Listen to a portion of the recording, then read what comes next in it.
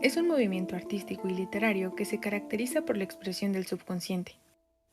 André Breton, su fundador y máximo exponente, describe el surrealismo como puro automatismo psíquico, por el cual se intenta expresar verbalmente o de cualquier otra manera el funcionamiento real del pensamiento en ausencia de cualquier control ejercido por la razón al margen de toda preocupación estética o moral. Es decir, el subconsciente humano expresado a través del cine, la pintura, la literatura o cualquier otra forma de expresión artística sin tener muy en cuenta narrativas, lineamientos morales o valor estético. El término surrealismo lo utilizó por primera vez el poeta y dramaturgo Guillaume Apollinaire en 1917, que proviene del francés surrealisme, un acortamiento de superrealismo o sobrerealismo, y significa lo que está por encima del realismo.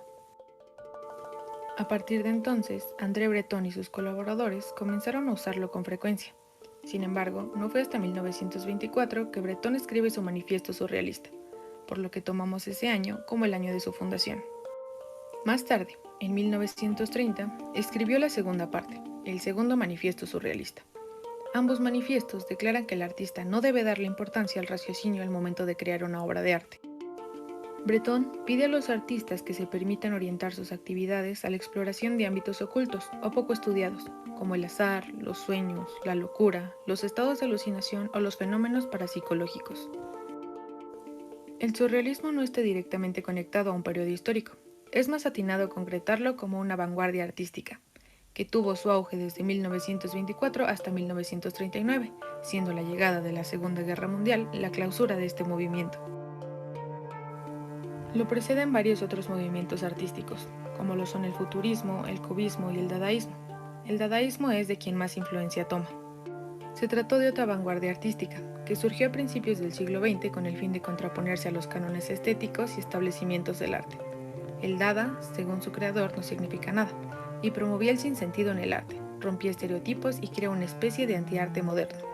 El movimiento surrealista deriva de este último, que a su vez fue el resultado de la destrucción que trajo consigo la Primera Guerra Mundial. Ambos dejan de lado lo estético y narrativo y optan por hacer una crítica hacia el ser humano en general. El surrealismo buscaba la renovación completa del lenguaje artístico, y más allá de eso, buscaba cambiar el mundo al no permitirle a la humanidad olvidar los errores que había cometido. Representa una realidad oculta del hombre que surge de su propio subconsciente. Se aleja de lo lógico y racional porque el mismo hombre no es lógico ni racional en lo profundo de su psique. Además, sugiere que aceptar esto es la única manera en la que el hombre puede alcanzar su libertad. Este movimiento se ha caracterizado desde sus inicios por utilizar como sustento las teorías psicoanalíticas freudianas, la desmitificación de las iconografías, los fetiches y las costumbres del momento. A pesar de que la teoría de Freud fue dejada de lado rápidamente por especialistas de la psicología y psiquiatría, esta continúa ascendiendo en el arte. Según Freud, las memorias y emociones reprimidas en el subconsciente se hacen conscientes en los sueños. La concepción de una realidad que va más allá de nuestra realidad es uno de los pilares fundamentales del surrealismo. El cine surrealista y el surrealismo en general no tienen una fórmula genérica que defina qué parámetros específicos debe tener una obra surrealista, ya que, según sus propios principios, no respeta las normas artísticas convencionales. Sin embargo, entre las características más notables de los filmes surrealistas están que no mantienen un hilo conductor lógico. Las imágenes relatan la trama, aunque estas suelen ser no lineales, superpuestas, irracionales e impactantes, con ritmos acelerados y la desaparición y aparición de objetos del campo visual, desafiando la representación de la realidad, tal y como pasa en los sueños. Hay autores que sostienen que el cine surrealista no existe, ya que se contrapone con la idea de que el surrealismo no se planea. Otros más consideran que hablar de cine surrealista es redundante, pues todo el cine es superrealista. A consecuencia de esto, muchas veces se limita a una recopilación de estigmas tópicos, temáticos y formales, o incluso a la voluntad de explorar nuevos aspectos de la mente con las herramientas visuales que el cine ofrece. El cine, en estos años, es considerado como el nuevo paisaje del hombre moderno, de sus deseos, de sus delirios, pues crea ilusiones más convincentes que las obtenidas en el teatro. El surrealismo está presente en todas las áreas artísticas y cuenta con exponentes reconocidos y aclamados en cada una de ellas, como es el caso de Dalí, Miró o Picasso en la pintura, el mismo Breton en la literatura o Duchamp en la escultura.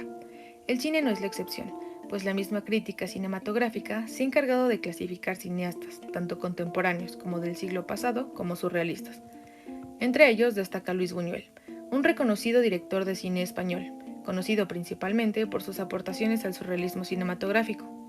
Buñuel comenzó su carrera en 1925, cuando se trasladó a París, donde asistía a Jane Epstein. Anteriormente, estudió en la Universidad de Madrid. Durante su juventud fue compañero y amigo de Salvador Dalí, con quien escribió y dirigió su obra más reconocida, Un perro andaluz, que, con solo 16 minutos de duración, es reconocida y aclamada como una de las mejores de su época. También trabajó en Estados Unidos, donde intentó recrear películas americanas sin mucho éxito. Trabajó para Warner Brothers entre 1942 y 1946. Posteriormente se trasladó a México, donde dirigió películas brillantes como Los Olvidados. Incluso después de partir del país, siguió produciendo películas mexicanas, en las que se notan aspectos del floreciente surrealismo y el humor que lo caracterizaría más tarde. También trabajó en Francia, donde se dice publicó sus mejores obras. Entre sus filmes más destacados está, obviamente, Un perro andaluz, Las Urdes, Tierra sin pan, Simón en el desierto, Los Olvidados y Viridiana. Otra directora bastante relevante para el surrealismo es Germaine Dulac, crítica y directora cinematógrafa, que fue una de las figuras claves de la vanguardia francesa de los años 20. Fue militante feminista desde joven, además de periodista de gran rigor y crítica. Dulac incursionó en el cine por su gran inquietud creativa. Sus primeros filmes pasaron casi desapercibidos. Sin embargo, comenzando la década de 1920, su nombre empezó a sonar. Durante buena parte de su obra se financió a sí misma, pues los temas que tocaba no resultaban atractivos para los productores de su época. Sus películas fueron constantemente un campo de experimentación, pues Dulac las utilizaba como una vía de escape para sus propias inquietudes. Su obra más importante y reconocida fue El clérigo y la caracola, en la que colaboró con Antonin Autard. Esta relata las alucinaciones eróticas de un sacerdote por la esposa de un general. La cinta resultó ser una sorprendente apuesta surrealista. Sin embargo, Dulac no continuó por ese camino. A pesar de su contribución inicial al cine surrealista, sus obras posteriores se fueron por un cine más puro. Si hablamos de cineastas surrealistas más contemporáneos, podemos hablar de David Lynch, un conocido director de cine, actor, productor y guionista de origen estadounidense. Lynch ha mostrado su fuerte inclinación por el surrealismo y el dadaísmo en muchas de sus obras, en las que mezcla lo cotidiano con el mundo de los sueños, escapando de vez en cuando de la comprensión del espectador. Esto se hace notar con claridad desde sus primeras películas, Eraserhead de 1977 y El hombre elefante de 1980. Esta última recibió 8 nominaciones al Oscar. Su cuarto filme, Blue Velvet, conquistó a la crítica y recibió un Oscar en la categoría a Mejor Director. También trabajó en series de televisión y recibió innumerables premios por su trabajo como director y guionista. Se considera uno de los pocos directores contemporáneos con estilo auténtico y personal. El cine surrealista no solo está presente en forma de live action, sino que también podemos encontrarlo en la animación. Esta es una nueva forma de experimentar con aspectos inusuales como lo son los sueños, la locura y el sinsentido que plantean el surrealismo y el dadaísmo. Dejar de lado las limitaciones que entorpecen en el mundo real significa total libertad en cuanto al uso de color, escenarios y personajes inconcebibles en nuestra dimensión, lo que vuelve a la animación el ambiente perfecto para gestar al cine surrealista. Un ejemplo perfecto de esto es El planeta salvaje, de René Laloux, una película franco-checa de 1973 que plantea la relación de la humanidad frente a una raza extraterrestre superior. La película nos muestra un mundo donde los humanos no son la especie dominante, sino las mascotas de una enorme raza de alienígenas azules llamados Drags.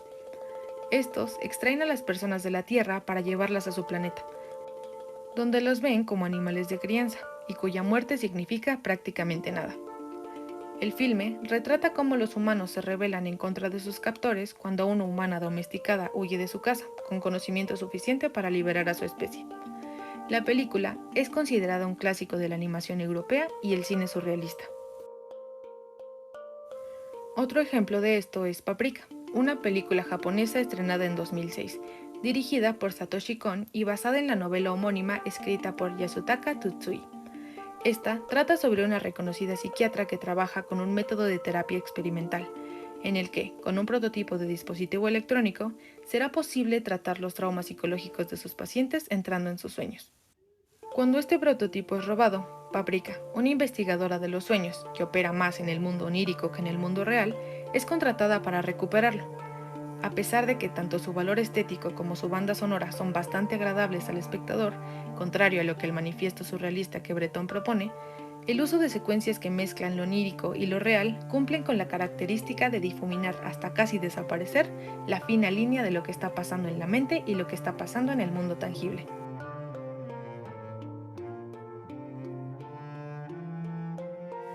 El surrealismo, tanto en el cine como en cualquier otra disciplina artística, no es para todos. Sin embargo, tiene algo que ofrecer para cada persona que disfrute de ver cómo se rompen las reglas establecidas y americanizadas del arte en general. Si te interesa, ¿por qué no te das el tiempo de explorar el excéntrico pero interesante mundo del surrealismo?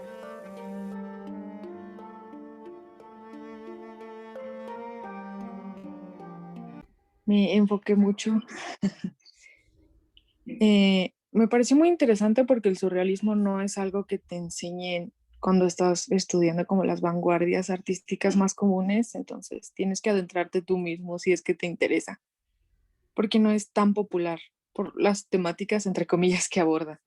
Entonces, yo creo que en la búsqueda de la información y en la recopilación de los videos, porque tuve que ver la mayor parte de las películas que puse para saber qué onda con cada una, creo que sí es una muy buena forma de alimentar ese acervo cultural que tienes. Y pues realmente el comentario del final sí lo hice como basándome en eso porque sé que hay gente a la que le da mucha hueva o que de plano no le entiende, pero creo que si te llama la atención esa clase de cosas que se salen de lo convencional, está muy cool buscar nuevas opciones para ver.